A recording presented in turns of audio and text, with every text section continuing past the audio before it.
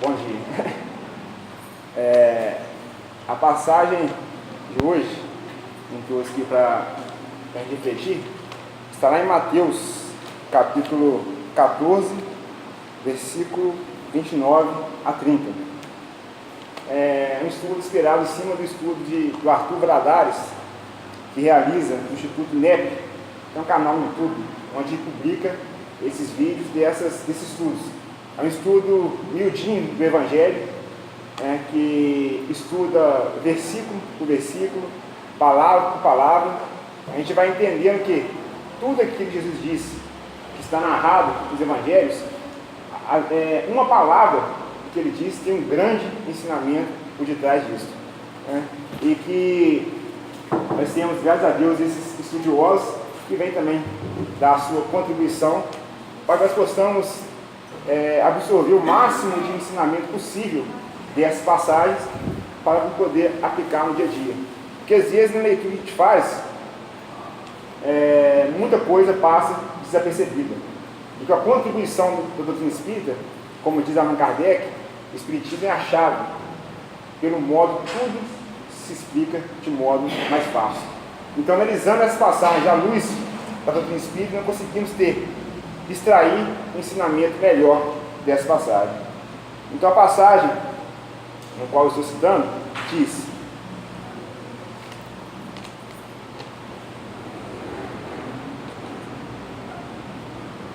passagem está aqui não, mas eu já decorei ela.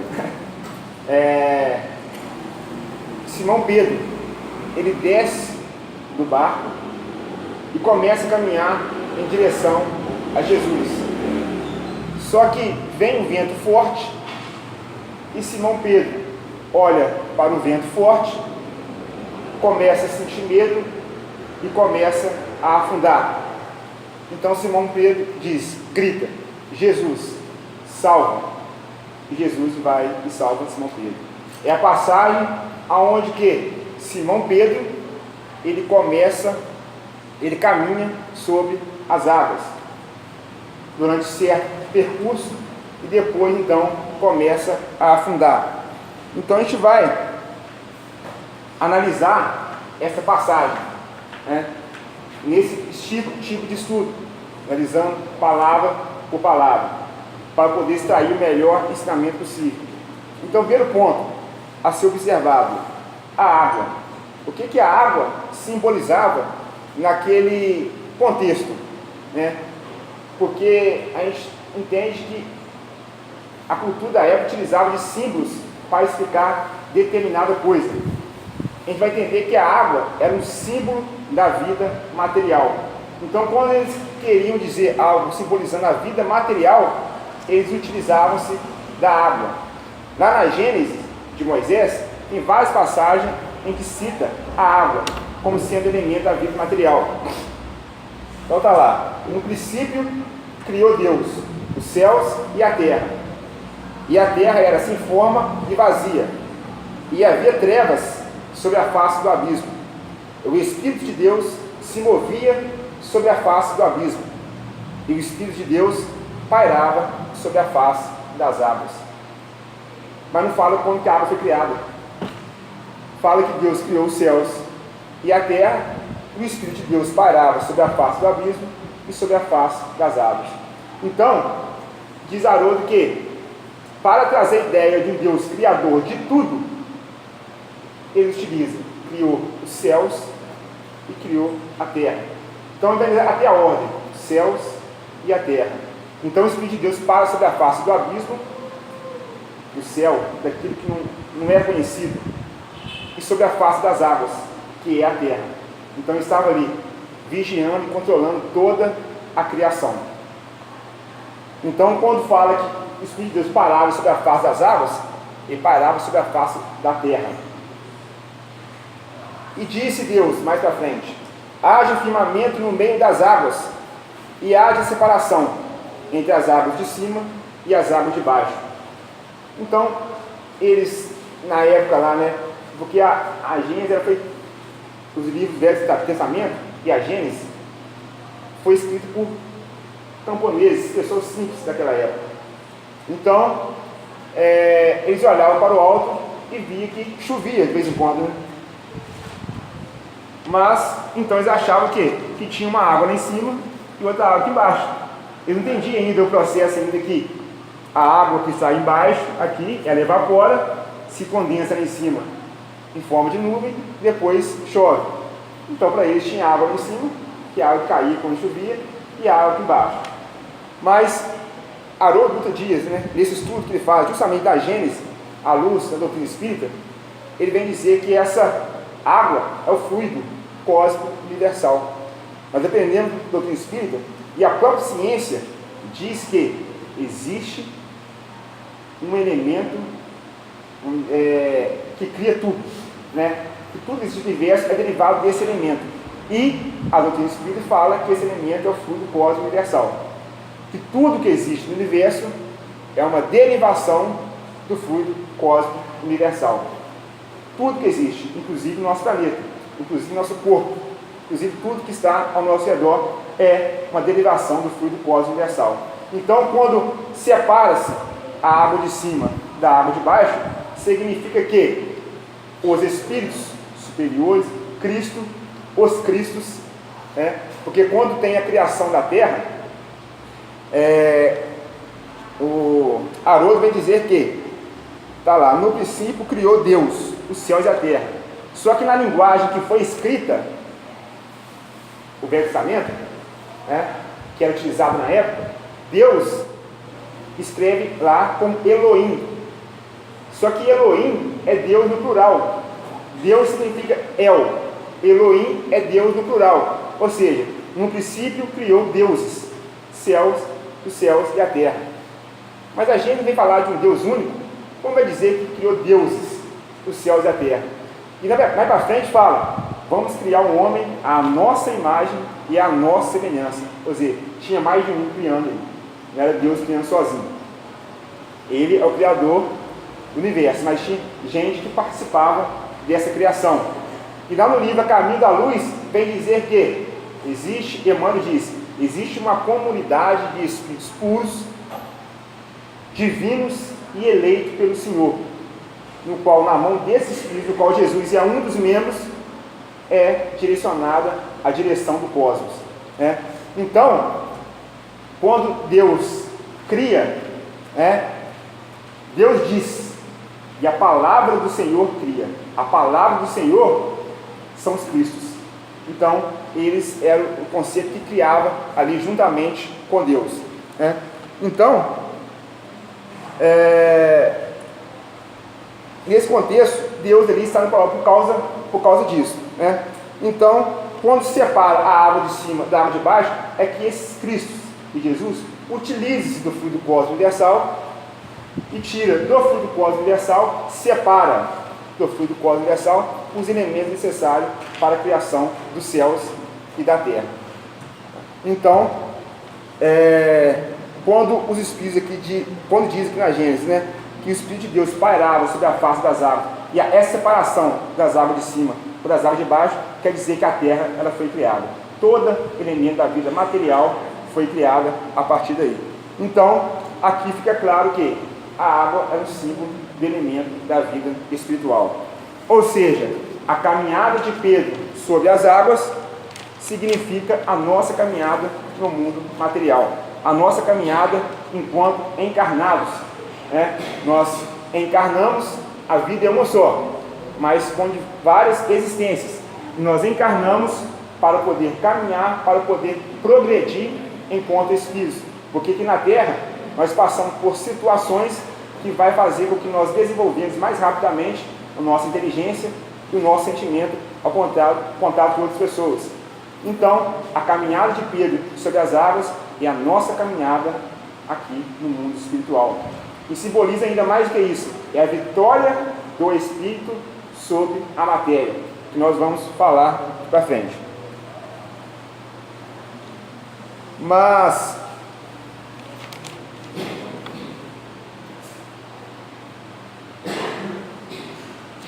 para Pedro poder caminhar, ele teve que dar um passo. Então qual é o passo que ele teve que dar? Descer do barco. Então Pedro ele desce do barco e começa a caminhada.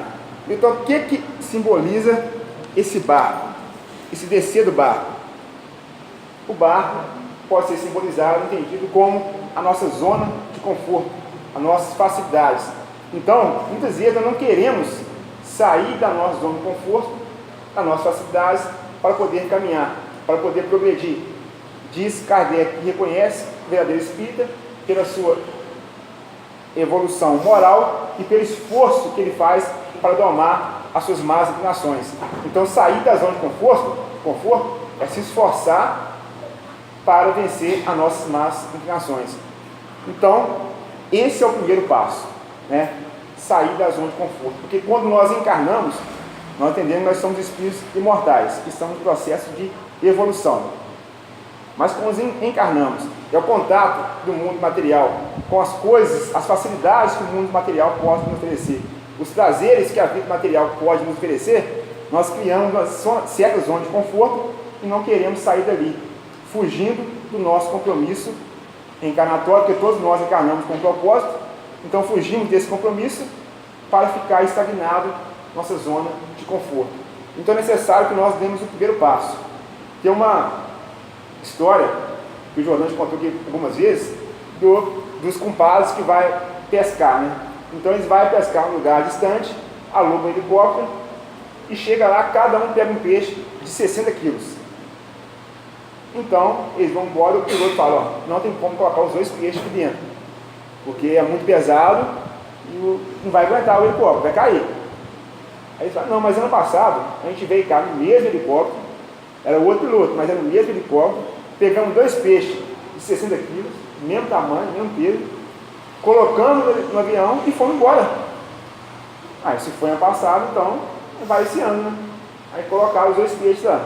Então, eles alçaram o voo. Voam um pouquinho, o helicóptero vai e cai. Quando cai, os 2 conseguem sobreviver. Um levanta e fala, compadre, caímos no mesmo lugar no ano passado, né? Ou seja, fazer a mesma coisa sempre, a gente vai cair no mesmo lugar sempre. Mas a psicologia fala que nós temos medo do desconhecido. Então, por ter medo do desconhecido, de enfrentar o novo, nós preferimos cair no mesmo lugar, mas cair sempre. Pelo menos eu sei onde eu vou cair, né? Ao invés de enfrentar o novo. Então ficamos andando em círculo e não saímos do mesmo lugar. Então é necessário que nós descemos do barco, nós largamos a zona de conforto, essas atividades e vamos em busca da nossa ascensão espiritual. É esforçar para evoluir moralmente e domar as nossas más tendências. Porque por enquanto, nós não vamos vencer elas no momento, na condição de nós de espíritos imperfeitos, mas não podemos domar elas. Não diz lá que o verdadeiro espírita é aquele que venceu as tendências, não é aquele que está domando ela. Nós estamos domando ela por enquanto, para um dia sim conseguir vencê-las. Que fala o quê? Caminhar sobre as águas é a vitória do espírito sobre matéria. Então nós temos que domar primeiro, para depois conseguir vencer. Porque diz a doutrina espírita que nós fomos criados, os espíritos, né? Nós fomos criados simples e ignorantes. E nós começamos então a nosso processo de encarnação, e de encarnação em encarnação a gente vai evoluindo intelectualmente e moralmente, essas duas asas da evolução. E cada vez que nós vamos evoluindo, nós vamos vencendo a matéria, as más inclinações. Fomos criados simples e ignorantes, depois, agora, né, nós somos espíritos imperfeitos, depois tem os bons espíritos, os espíritos superiores e, por último, os puros espíritos. Todo mundo reencarna, tem um tempo certo para reencarnar. Então, de repente, por exemplo, eu posso chegar um dia e não ver meu filho mais, porque ele reencarnou, vai reencarnar lá uma pessoa, lá no tempo da pessoa. Então, pode ser que eu chegue um dia lá, não vejo o meu filho, eu meu modo de falar, sem entender. Eu tenho muita confusão com essas coisas, sabe? No caso, eu estou aqui para aprender, né, filho? Você me der essa orientação, esse negócio é esquisito para nada. Não, que empreende quando eu tenho espírito, é o seguinte, que não tem um tempo certo para você encarnar. né? Você desencarnou, você vai encarnar aqui, não tem tempo certo. Que nós desencarnamos, nós chegamos no mundo espiritual, né, carregando aquilo que a gente né, com as nossas virtudes e com nossos vícios, né, nossos, como fala, créditos e débitos. E lá nós também continuamos evoluindo, nós não paramos, né? Kardec fala que é o estágio de erraticidade. É um período que a gente está ali entre a vida espiritual e a próxima encarnação, né? Então, nós vamos nos reabilitar, né? Nos preparar novamente, rever os erros que foi cometido na última existência, e quando nós tiver os espíritos superiores entender que é um momento que nós estamos preparados para reencarnar novamente, nós iremos reencarnar, mas não tem um tempo certo, né? Não quer dizer que eu vou chegar lá que eu vou ver um parente meu, ver se foi antes, ou que eu vou ver ou que eu não vou ver. Isso não é certo, né? Um parente meu desencarnou, pode já estar encarnado ou não estar encarnado, né? Mas o laço de amor que une esses dois espíritos, ele não se rompe nunca. Então, por exemplo, um ente querido meu se foi e eu estou aqui, mas ele lá continua me vendo, continua velando por mim, continua orando por mim, continua às vezes, se tiver condições, me auxiliando através de um conselho, né, de um pensamento, e pode acontecer a troca de eu estar no mundo espiritual, aquele ente querido encarnar, e eu como espírito vou auxiliar, né, aquele ente querido meu que agora está encarnado, mas espiritualmente eu vou auxiliar ele, e um dia nós iremos se encontrar novamente, ou como encarnados ou como espíritos. Tem muitas situações que, por exemplo, uma pessoa querida voltou para o mundo espiritual, eu continuo aqui na Terra, aí eu desencarno, só já está perto da hora do outro encarnar, o outro encarna, só que é necessário que esses dois espíritos caminhem juntos. Então eu posso vir como filho dessa pessoa e continuar caminhando com ela enquanto encarnados, ou eu posso vir como marido ou mulher dessa pessoa, né, ou como neto dessa pessoa, e continuar o processo encarnatório. Mas não tem nada certo, isso depende das circunstâncias, depende de como que eu vou desencarnar, depende de como que a pessoa que ficou aqui na Terra vai desencarnar, então depende de diversas circunstâncias. Deu para entender mais ou menos? Sim, obrigada. Então, voltando aqui, nós passamos por diversas etapas evolutivas, até um dia chegar aos espíritos puros e vencer completamente a matéria, né? Mas, quando Pedro ele desce do barco, ele caminha, só que não caminha por muito tempo, porque logo depois vem um vento forte, ele olha para o vento forte, começa a ter medo e começa a afundar. Por quê? Porque quando nós fomos criados com um objetivo igual para todo mundo: atingir a felicidade sem mescla, atingir a angelitude, estados de espíritos puros. Para isso, nós temos que ter um ponto de referência, e esse ponto de referência é Jesus, que são 625 de livros espíritos. Qual o maior modelo e guia que Jesus tem oferecido à humanidade? Responde os espíritos: vede Jesus. Jesus dizia: eu sou o caminho, eu sou a verdade, eu sou a vida. Por quê? No nosso planeta, ele foi o único que chegou até o Pai. Ele foi o único que chegou lá. Sendo o único que chegou lá, ele é o único que pode nos guiar, porque ele é o único que conhece todo o caminho, toda a trajetória. Então, nós devemos espelhar em Jesus, seguir os passos dele, né, e deixarmos ser guiados por ele. Então, quando Simão Pedro desce do barco, fala lá, descendo do barco, Pedro caminhou sobre as águas e dirigiu-se a Jesus. Então, ele desceu do barco, ele largou a zona de conforto, avistou Jesus e dirigiu-se a Jesus. Era o caminho que ele tinha seguido, era o foco dele, era Jesus. Desceu e caminhou. Então nós temos que ter um foco, saber que um foco, por exemplo, se eu for para o Rio de Janeiro, então o meu objetivo é chegar no Rio de Janeiro.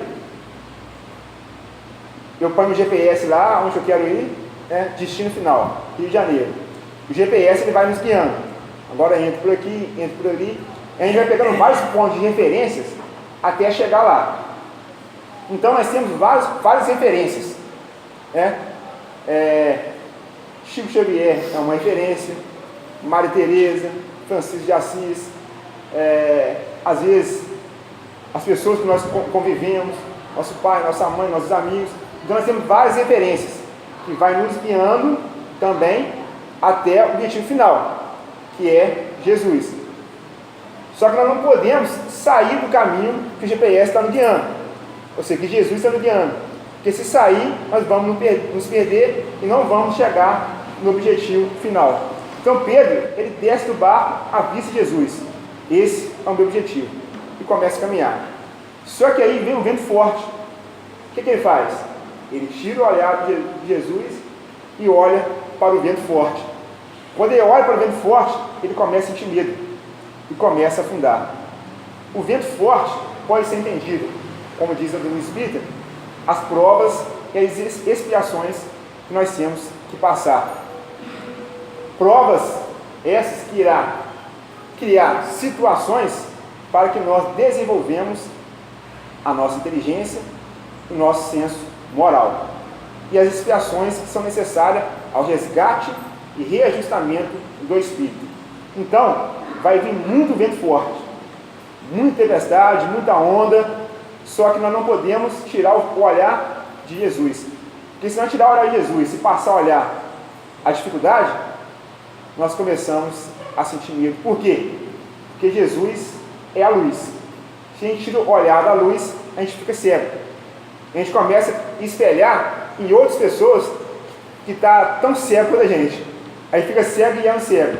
E cego e guiando cego, caiamos no abismo, né? Então, quando a dificuldade vier, nós devemos manter o foco em Jesus. Mas Simão Pedro não. Ele desvia o foco. Então, é simples de entender. A gente está passando por alguma dificuldade e muitas vezes nós tiramos foco mesmo. Nós damos atenção à dificuldade mesmo e começa a vir o medo e o desespero. Por quê? Porque nós não encontramos solução para aquele problema. A gente não consegue ver saída para aquele problema. Por quê? A gente tirou o olhar da luz. E quando a gente tira o olhar da luz, a gente fecha o nosso ouvido espiritual para a sugestão dos bons espíritos. Lá no livro do Espírito fala que o papel dos espíritos superiores é nos ajudar. Esse é o papel deles. Mas nós devemos ter, como diz Jesus, ouvido para poder ouvir. E se nós tiramos o olhar de Jesus, nós fechamos. Eles estão falando. Só está entrando aqui e saindo aqui. Isso quando entra, né? E nós fechamos a porta para os bons espíritos e abrimos a porta para quem? Para os obsessores, para os espíritos que pensam da mesma forma que a gente, que sente medo igual a gente, que desespera igual a gente, que tem defeitos igual a gente. Então eles vêm para poder alimentar o nosso medo, alimentar o desespero, e aí a gente começa a afundar.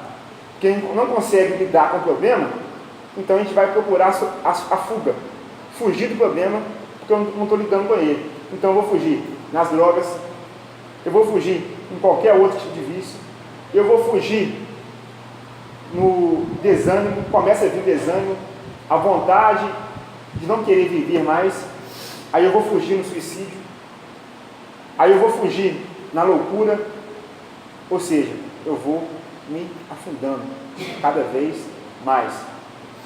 Por causa disso, que é necessário que a gente tenha um ponto de referência e não desvia o olhar desse ponto de referência.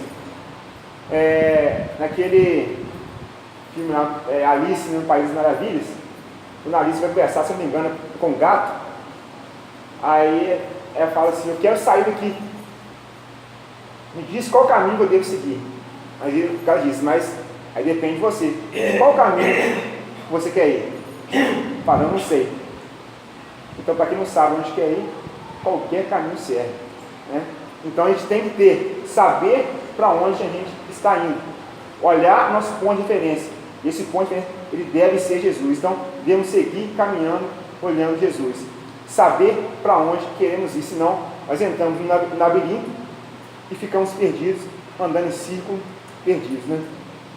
Então, a gente começa, então, a bater o desânimo, o desespero, e começamos a afundar. Divaldo Franco, ele diz que encontrou certa vez com um amigo dele de infância, lá da Bahia, que tinha mudado para São Paulo. O Divaldo foi fazer uma palestra em São Paulo, passou na rua e por acaso encontrou com esse amigo dele.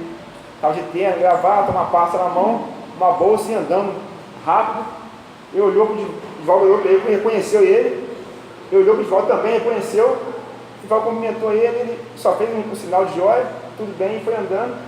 Calma aí, pai. Tanto tempo a gente não se vê, né? Tem uns 10 anos a gente não se vê mais, você mudou para São Paulo, você quer tal. Divaldo, não posso conversar agora, mas vamos conversar assim. Divaldo, você quer São Paulo? O tempo não para aqui não, né? E tem que continuar. E ele vai andando rápido, Divaldo vai andando atrás dele, Divaldo insistindo, ele corre atrás dele, aí fica sem graça, vai tomar um café com o Divaldo. Devia ser umas 10 horas da manhã.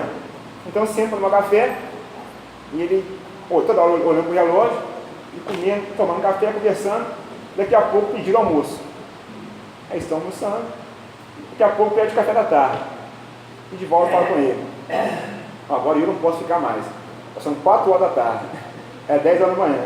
São 4 horas da tarde, eu tenho que ir fazer uma palestra daqui a pouco, e me desculpa por tomar seu tempo, você devia estar indo trabalhar, eu tirei seu caminho. Eu falei: não, eu não estava indo trabalhar não, estava com a pasta na mão, correndo rápido. Não, eu estou de férias. Você está de férias? Está indo para onde então? Eu falei: não sei. Não, porque eu estou de férias e essa vida de São Paulo é corrida demais, e eu dentro de casa, nada para fazer, aí eu pego a pasta e vou andando. Mas para onde? É sem rumo. Vou andando e quando eu canso, volto para casa de novo. Então, a gente tem que saber para onde a gente está caminhando, para onde a gente está indo. Senão a gente vai andando sem rumo e ficamos perdidos, né? Aí os bons espíritos vêm falar com a gente não tem tempo. Não tem tempo para falar porque o tempo nosso é dinheiro. Então, mas aí, e quando o problema vem? Porque a pessoa que está narrada aqui nessa passagem não é uma pessoa comum, qualquer. É Simão Pedro, é um discípulo de Jesus. E mais ainda, é aquele discípulo no qual Jesus confiou para ser a pedra da igreja dele, ou seja, dar continuidade nos ensinamentos, nas tarefas que Jesus tinha deixado aqui na terra, né? Então ele foi responsável por isso. Jesus depositou na mão dele essa confiança. Então não é qualquer pessoa. Isso quer dizer que qualquer um de nós estamos sujeitos a desviar o olhar do caminho, o olhar do foco, e a afundar também. Pode ser um ateu, como pode ser um papa, como pode ser um médico, como pode ser um palestrante espírita, como pode ser um pastor, como pode ser qualquer pessoa que está sujeito a isso, né? Mas Jesus caminhou sobre as águas, sem sofrer, sem afundar, né? Sem desviar o olhar. E os Espíritos dizem que ele é nosso modelo e guia. Mas assim como Pedro afundou e nós podemos afundar, e assim como Jesus caminhou, nós também podemos caminhar, né? Basta, o que? Aonde que eu estou direcionando meu foco? Para onde que eu estou olhando? Qual o meu objetivo? Aonde eu quero chegar? Qual o caminho que eu quero seguir? Né? Jesus dizia: vós sois deuses, podeis fazer tudo aquilo que eu faço e muito mais. Nós sabemos no Espírito que realmente podemos, né? Basta olhar e seguir. Paulo de Tarso, ainda como Saulo de Tarso, o objetivo dele, quando a gente lê o livro Paulo e Estevão, de Emmanuel, através de Chico Xavier, entende que o objetivo de Paulo, o foco de Paulo, sempre foi Deus. Desde a adolescência, ele nunca se entregou às futilidades que o jovem da época se envolvia. Ele sempre olhou para Deus e caminhou para Deus. E nada tirava do caminho. Só que uma visão um pouco distorcida, apego muito à palavra. Ele era doutor, virou depois doutor da lei e seguia o ensinamento de Moisés. Só que nós sabemos que, com a doutrina espírita, que tudo que está escrito no livro de Moisés disse, nem tudo foi Deus que disse.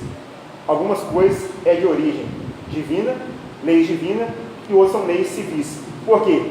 Porque na época não tinha poder judiciário, executivo, legislativo. Quem criava as leis eram os profetas, para poder controlar o seu povo. Então, eles criavam as leis, e para dar autoridade às leis deles, eles diziam que foi Deus que disse, para o povo poder obedecer. Então, por exemplo, será que foi Deus que disse que se uma mulher for pega do adultério, ela deve ser apedrejada em praça pública? Será que foi Deus que disse isso? Com certeza não. Mas está lá, nos livros de Moisés. Quer dizer que foi Moisés que disse aquilo, não Deus, né? Quando a mulher foi pega em adultério e foi levada diante de Jesus, para pegar Jesus, eles falaram: a lei pede que seja apedrejado, e vós, que diz? Porque se Jesus dissesse que não era para ser apedrejado, eles iam prender Jesus, porque Jesus estava contra a lei de Moisés. Se ele dissesse que deveria ser apedrejado, os soldados prendiam ele, os soldados romanos, porque não seguiam a lei de Moisés e tinham as leis civis, né? Então, de qualquer jeito, ele ia ser pego. Então, o que ele disse? Aquele que estivesse em pecado, atire a primeira pedra. Então, vai lá na consciência de cada um e ninguém atire a primeira pedra, que não vai embora, porque todos nós temos pecado, né? Então, o foco de Saulo de Tarso sempre foi Jesus, e nada tirava ele do caminho. E quando veio Jesus e se encarnou, e começa aquela grande multidão seguir Jesus, lá na casa do caminho, que foi fundada por Simão Pedro, e ele então começa a perseguição aos cristãos, e começa a matar os cristãos. Não porque ele era ruim, é porque ele acreditava que os cristãos estavam distorcendo a palavra de Deus. Ele estava seguindo Deus, então ele começou a matar e perseguir os cristãos, focando em Deus, na visão dele. Aí ele vai para Damasco, ele vai para uma outra cidade e pega o caminho de Damasco, para poder perseguir e prender o cristão, Gesiel, se não me engano. E nesse caminho ele encontra com Jesus. Então Jesus teve que cegar ele, deixar ele cego, fechar a vista material dele, porque ele só enxergava com a vida material. E muitos de nós estamos enxergando só com a vida material, estamos cometendo erros, grandes erros, e às vezes em nome de Deus, né? Então teve que cegar ele, a vista material dele, para ele conseguir enxergar com a vista espiritual. Então, quando ele fica cego, ele consegue enxergar a grandeza de Jesus e o erro que ele estava cometendo. Então, alguns dias depois, a visão dele retoma e ele continua o caminho dele, focando em Deus. Só que agora, seguindo os passos